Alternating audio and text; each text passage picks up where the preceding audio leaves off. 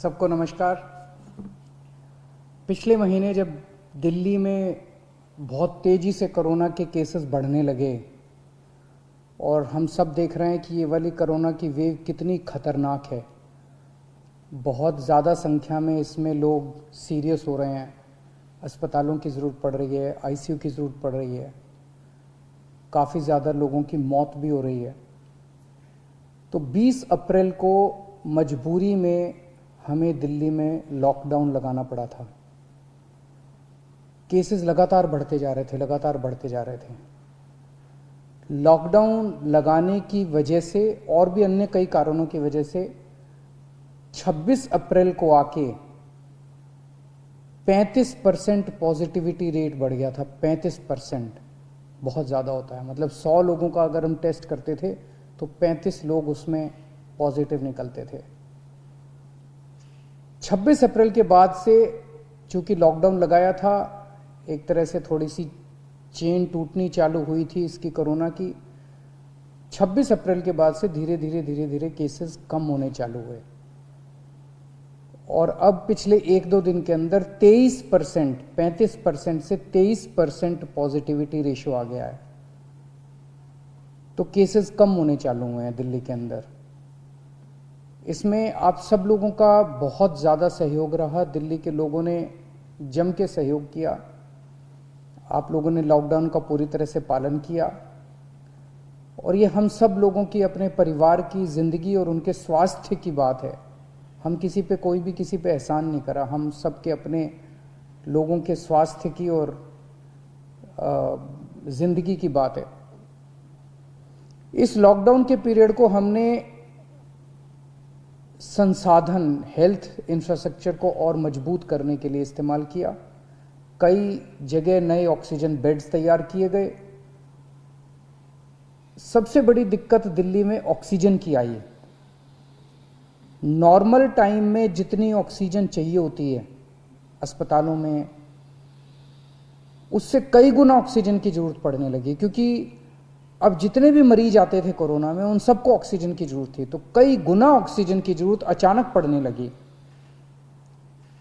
पिछले कुछ दिनों में केंद्र सरकार के साथ मिलके और हाई कोर्ट और सुप्रीम कोर्ट के आदेशों से, केंद्र सरकार के सहयोग से अब ऑक्सीजन की स्थिति दिल्ली के अंदर काफ़ी सुधरी है पिछले कुछ दिनों में। अब इस तरह की बातें सुनने को नहीं मिलती कि इस अस्पताल में 2 घंटे की ऑक्सीजन रह गई, उस अस्पताल में आधे घंटे की ऑक्सीजन रह गई, यहाँ पे किसी की ऑक्सीजन से मौत हो सकती है। अब इस तरह की बातें सुनने को नहीं मिल रही है। तो इस लॉकडाउन के पीरियड को हमने अपने सिस्टम को भी सुधारने में काफ़ी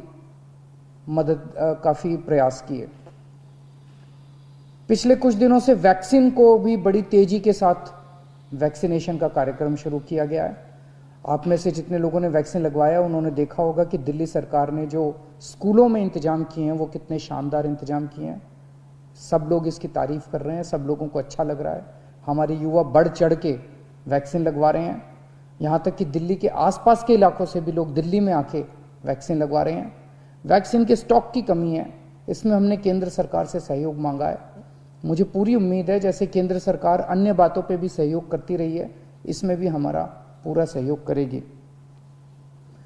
पिछले कुछ दिनों में सब लोगों से मेरी बात हुई है, व्यापारियों से, महिलाओं से, युवाओं से, अलग अलग किस्म के लोगों से बात हुई है और सबका ये मानना है कि कोरोना के केस कम तो हुए हैं लेकिन अभी भी बहुत हैं। 23% अभी भी संक्रमण दर है। अभी ढिलाई नहीं दी जा सकती, अभी समय नहीं आया है ढिलाई देने का। तो सबका ये मानना है कि अभी लॉकडाउन को और एक्सटेंड करने की ज़रूरत है। अभी और इस कड़ाई को अभी थोड़े दिन और बरकरार रखने की ज़रूरत है, नहीं तो अभी जो हमने हासिल किया वो भी ख़त्म हो जाएगा। और जैसा मैंने कहा कि ये इतना मुश्किल दौर है, ये वाली वेव इतनी खतरनाक है, इतने लोगों की मौत हो रही है, तो जान है तो जहान है। अगर ज़िंदगी बचेगी तो बाद में और बहुत कुछ कर लेंगे ज़िंदगी में। सबसे पहले इस टाइम ज़िंदगी बचाना है। तो इसीलिए सरकार ने आप सब लोगों के फीडबैक के आधार पे, आप सब लोगों की इसके आधार पे मजबूरीवश अभी 1 हफ्ते का लॉकडाउन और बढ़ाया जा रहा है। कल सुबह 5 बजे ये लॉकडाउन ख़त्म होना था, लेकिन अब ये अगले सोमवार को 5 बजे तक के, सुबह 5 बजे तक के लिए बढ़ाया जा रहा है और इस बार थोड़ा सा और सख्त किया जा रहा है। कल से दिल्ली के अंदर मेट्रो भी चलना बंद हो जाएंगी। हमारी कोशिश है कि जितना ज़्यादा इसको लॉकडाउन को सख्त किया जाएगा उतना तेज़ी से हम सब लोग कोरोना पे काबू पा पाएंगे। मेरी आप सबसे निवेदन है, जिस तरह से अभी तक आप लोगों ने सरकार का साथ दिया, जिस तरह से अभी तक आप लोगों ने पूरा लॉकडाउन का पालन किया, इसी तरह से आने वाले समय में भी आप सब लोग लॉकडाउन का पालन करेंगे। नमस्कार।